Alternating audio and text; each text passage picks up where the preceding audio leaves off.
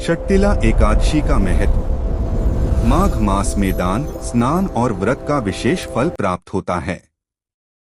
शास्त्रों के अनुसार शक्तिला एकादशी का व्रत करने से दरिद्रता दूर होती है, पापों का नाश होता है और विष्णु लोक की प्राप्ति होती है।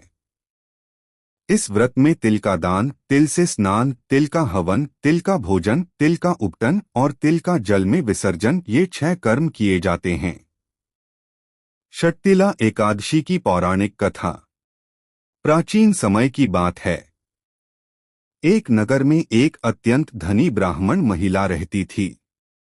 वह प्रतिदिन पूजा पाठ, व्रत और जप तप तो करती थी, लेकिन उसमें दान की भावना बिल्कुल नहीं थी।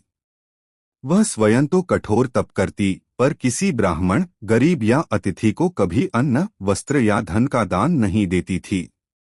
समय बीतता गया और एक दिन उस स्त्री की मृत्यु हो गई।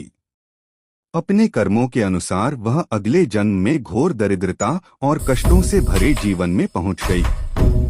उसके पास न अन्न था, न वस्त्र और न ही शांति। एक दिन भगवान श्रीहरि विष्णु उसके सामने प्रकट हुए। स्त्री ने भगवान को पहचान लिया और हाथ जोड़कर बोली, हे प्रभु, मैंने अपने जीवन में व्रत, पूजा और तप तो किया, फिर मुझे इतना कष्ट क्यों भोगना पड़ रहा है? भगवान विष्णु ने करुणा से कहा, हे देवी, तुमने व्रत तो किए, लेकिन कभी दान नहीं किया। बिना दान के तप अधूरा होता है।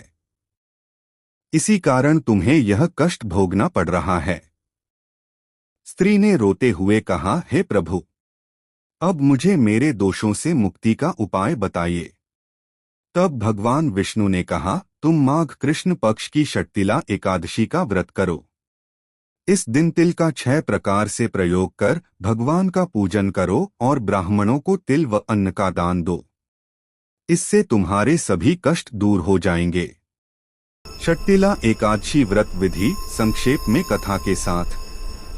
भगवान के आदेशानुसार उस स्त्री ने श्रद्धा से शक्तिला एकादशी का व्रत किया। प्रातःकाल तिल मिश्रित जल से स्नान किया। भगवान विष्णु का पूजन तिल, पुष्प और धूप से किया। तिल से हवन किया। तिल से बने भोजन का भोग लगाया। ब्राह्मणों और गरीबों को तिल, अन्न और वस्त्र का दान किया। रात्रि में जागरण कर विष्णु सहस्रनाम का पाठ किया। उसके व्रत पूर्ण होते ही भगवान विष्णु अत्यंत प्रसन्न हुए और उसे अपने लोक में स्थान प्रदान किया। उसकी दरिद्रता समाप्त हो गई और उसे पुण्य तथा मोक्ष की प्राप्ति हुई।